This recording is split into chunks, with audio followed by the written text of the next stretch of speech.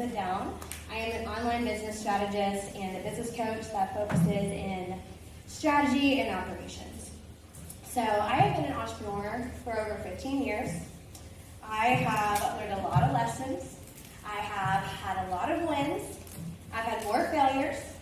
I've made money, and I've lost even more money. But the thing that I've learned throughout all of that is that the one thing that separates the ordinary from the legendary is how you handle fear. One minute. Okay. Fear tells us to play it safe. Fear tells us to stay comfortable, to play it small, and it wants to protect us from ourselves, from being judged, and from failing, right? But that's where most people stay. But because you guys are here in this room, I know that y'all aren't ordinary. I want to be legendary. Anyone else? Yeah? Okay. I've always had the saying growing up that I've always felt a little bit different. And those of us that are entrepreneurs might know this different feeling. It's really deep inside your body. You have like this passion for something and this drive that a lot of people just can't understand. And for me, that really started when I was about 12 and I got my first offer from this company called Davidson Industries. And they wanted to work with me. Well, when I was that young, that wasn't really in line for our parents to give me just like a bucket full of cash to do that, right? But that's where I got my first taste of entrepreneurship. And that's when I started saying that I want to be as big as Coke. And that's a big and really scary statement. And a lot of people are shocked when they hear me say that, because most people can't comprehend that level of success and impact and purpose. But as entrepreneurs, that's what we live with every single day in our bodies, right? And let me be clear, it's not about the money. I don't care about the money that Coke makes, but it's about the impact they make to their communities, with other people, and how we're changing the lives for ourselves and the people around us. Every action I take is aligned with this mission. But I also want to be clear that my purpose on this planet is not to build businesses, is not to make a bunch of money, right? That's my job, okay? My purpose is to be an inspiration to other people by walking the walk that I talk and being an example. So doing things scared, improving it, and embodying that. That is my purpose, because I know that doing that and stepping into that is what's going to inspire other people to know that they can do it too. So, I want to be legendary. Who else wants that? You want to be a cycle breaker? Do you want to be a cycle starter? Well, me too. So we're going to do an exercise. It's a little inconvenient. I need you all to stand up, please. I know, I'm sorry, making y'all work a little bit, but it's worth it. We're family here, okay? So, this is what we're going to do. I'm going to read a list of feelings. And if you have felt that feeling, you're going to stay standing. And then if you have not felt that feeling, you're going to sit. And once you sit down, you can't get back up, okay? So, who has ever had a fear of failure? What about fear of judgment? What are people going to say about you? A fear of success. If this works, everything's going to change. Am I going to lose people on the way? What about a fear of being seen for your most authentic self? What would people think if you showed up as your true self every single day? What about the fear of not being good enough? Or making the wrong decision? Or not living into your fullest purpose? If you look around, not one of us sat down. We're all still standing. And that's what's really great about the human experience, is that no one is exempt to this, okay? It doesn't matter if you're new to business, if you've been in business for 20 years, if you're making millions or living below the poverty line. Nobody is exempt from these feelings. So in order to be legendary, we have to learn how to face the fear. before we sit down, I want you to repeat after me. I am legendary. I am legendary. That's freaking cool, y'all. I am changing the world. I am changing the world. God, do y'all feel that? Yes. I am going to do it even if I'm scared. I am going to do it even if I'm scared. Yes, you are. I am worthy of it all. I am worthy of it all. Y'all gonna make me cry? Y'all can be seated. So with that, I'm going to tell you a little story.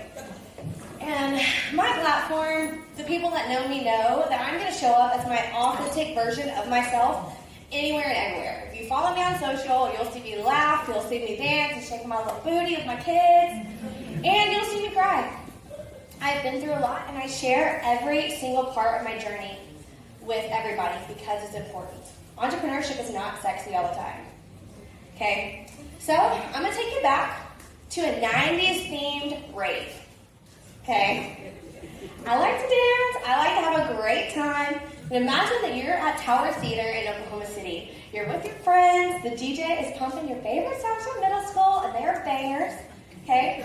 For me, that was Some Kiss Me Through the Phone. We've got some Low by Flo Rida.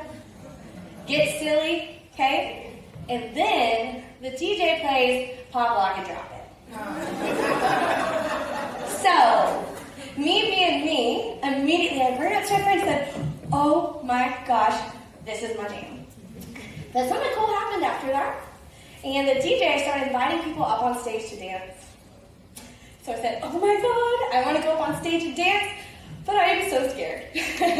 And you know that feeling whenever you're really scared and you kind of like are jittery inside your body? You're saying, do it, do it, do it, you can do it, do it. That's what was happening. So by the time I finally got the courage to get up, give my phone to my friends, and head up to the stage, the song was over, you're right. And usually, that wouldn't be a big deal. But this time is a little bit different. I'm standing there, surrounded by a sea of people dancing and smiling and laughing and jumping, pop, lock, and drop it, having a great time. And I'm standing there like this, thinking, what the heck did I do? In my head, I let fear steal that moment from me. I let fear of judgment, of being embarrassed, of what are people going to think about me, why is she up there, fear of thinking people would think I was ugly, fear of not being enough, steal that once-in-a-lifetime opportunity from me to have some fun. So sitting in that was really hard. But then something else happened.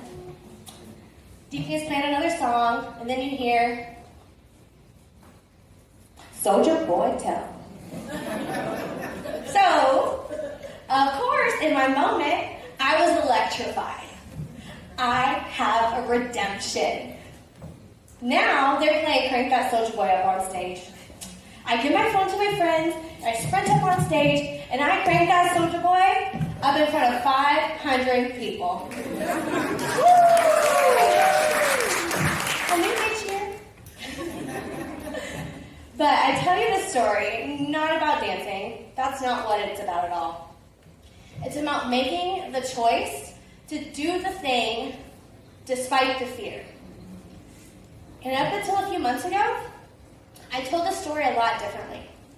I used to tell people that the thing that got me up on stage were the feelings of regret and disappointment. That's not true. Those feelings were the thing that hurt me deep enough to make me choose to make a difference. Those were the things that made me decide that enough was enough and take a different action. That was my why. So whenever people tell you in business to sell the why and not the thing, it's always deeper. It is always deeper. So, Mackenzie, that wasn't what got you on stage, then what was? Well, whenever I walked up to the stage, I got to stand in a hallway.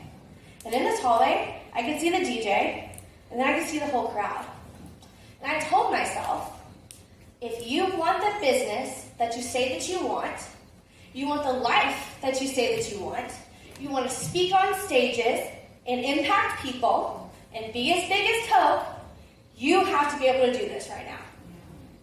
And that is what got me on stage. That's true embodiment.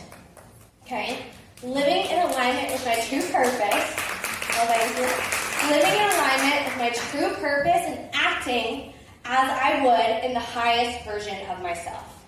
For those of y'all that like a little hippie woo-woo stuff called quantum leaping, come talk about it to me later. I'd love to chat with you about it.